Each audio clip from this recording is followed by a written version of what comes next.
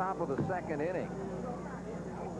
Actually, strange as it may seem, those Smythe did not score in the first inning. They're in better shape than they were in the last game they played. They are apparently, they're only down by 7. They were down 17-1 after one inning last time. Well, they're feeling good right now. They're not 16 down when they come to bat for the second time. The pumper from Pomona steps in, Rick Wheeler. Rick Wheeler is the hitter, and he drives it high and deep down the left field line. Wilborn races over and got it in foul territory, one away. Smythe Club's 4 retired in a row. Well, they don't have that gale blowing out that they had before. They may have to readjust their swings a little bit. The Howards Club played one more game earlier, and the Smythe Club needs to get on track here before it's too late, and it's getting late. They're not even looking strong at the plate right now. It'll take a while to get unloosed. Brit Hightower takes the ball in. Hightower began the day, and of course this is very slight. This was based on just a few tournament games, hitting .667. He'll hit around that neighborhood though all year. He's a good veteran hitter. And there's a drive, and there's a home run, I think. He got into that one. Yes, he did. He got it over the top. As you notice, they're not going quite as far. If you were with us in our earlier game of the series. But it's a home run, and it gets the Smythe Sox on the scoreboard. If you see Wilborn in left field, if we watch Wilborn, as we mentioned earlier in our earlier game, how the young outfielders are backpedaling, Richard Wilborn, veteran left fielder, turns and runs to the fence and turns around. And if you watch him, that's the big difference between the young ball players on the Smythe Club and the veteran left fielder, Richard Wilborn. We have an opportunity to watch him sometime. Let's watch him. Mike Parrott steps in. Mike, the veteran, 6 feet, 220-pounder out of Galena Park. Might imagine from his youth, in his younger days, he was a football player. He played at the University of Houston. Second in the nation in punting his senior year. Washington Redskin free agent. That was a few years ago. 39 years old now. And there's a liner into left field for a base hit. Hit that ball right on the nose. Mike will take those all day. He's a good team leader. And we get down to Larry Fredieu, who is one of the young up-and-comers on the Smythe Club. The left center fielder, 6 feet, 210 pounds. There's the veteran George Marshall on the mound. Right.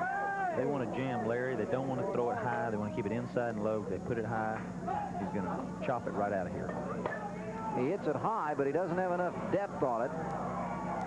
Wilborn in left field makes the catch, and that's 2 down. He hit the inside pitch, and that's what they're trying to do. They're trying to jam him. They don't want these big guys to stretch those arms out. Fredieu just missed his pitch. He should have been a little more selective on that one. Next hitter is also one of the new members of the Smythe Sox, Mike Lewis, the shortstop. He's from Shreveport, Louisiana. Basketball player. Spent some time in Texas at Panola Junior College on a basketball scholarship. The defense is playing him straight away, and he finds a hit. Drives it in for a base hit as Parrott will take one stop going into second base and holding. And so the Sox now will go down to Greg Schulte, the right fielder out of Houston, a 6'1", 225-pounder. As you take a look at Lewis at first base, he had a tough time hit first game of this pair with this club. He went 0 for his first 3, and in fact was only 1 for 5. This is his second year on a major level. First year with the Smythe Sox.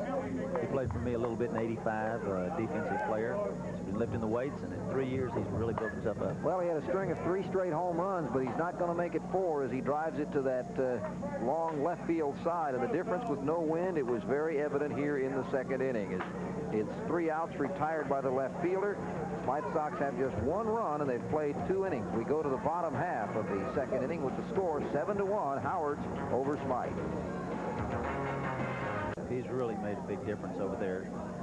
Smythe Club possibly could have had a runner on in that first inning. Rick has hit 6 home runs in the last game and an inning against the Smythe Sox. See a change behind the plate as Bruce Meade has come out to catch. Right, I believe Meade and Grissom are alternating extra player and catching. Crusher, 6'5", 305 pounds. Denver, North Carolina. Takes a walk. So he's on at first with Tim Reinhardt up. Of course, these first 5 hitters all homered the first time up, so I'll just tell you that now. Get that out of the way. This was Drilling's first opportunity to face the Howard's club this year. Well, he knew it wasn't going to be easy when he saw him pound the other pitchers in the first meeting. And there's a high drive, left field, back goes the left fielder. He can't climb. He does! He does climb the wall, even though the ball didn't go that far. And there again is an effect of the fact that the ball is not carrying as much here in the night air with the wind dying down as it did in the daytime. What happened, Hightower went back. He thought it was out, just like the other ones earlier in the day. He got up on the fence, and he had to almost really jump back off of the fence to catch it. It was really a good play by Hightower. He says, oh, wait, oh. Well, it looked good. Now, that would have been embarrassing if it had landed about 3 feet in front of him. If you don't hit it right, it's not going to be a home run. Drilling, get comfortable out there on the mound. He was very uncomfortable in that first inning. Rolling a 6-2 to third base. He can play first, and quick pitch return, a high fly ball, left center field coming in. Looks like they're going to be able to retire the second hitter in a row. The tag at second, the throw comes through, and he has to go back. Good defense. Sure, Stan Harvey. He homered the first time. Mentioned before, he had 2 grand slams in the same game, in the preceding game. And the reason that's unusual is because it takes something to get the bases loaded. Usually you're going to score some of those guys, and you're not going to get that far. And to have it happen twice in one game. He's 45 years old and been playing on the major level for 25 years. He's seen a few World Series, hasn't he? Little delay as they were trying to position the defense. They couldn't put him on the other side of the fence, so they had to just put him in over as far as they could. Some of the young guys need to watch this power-hitting, left-handed hitter swing. He is really able to extend his arms, steps right into the ball. He definitely knows his pitch.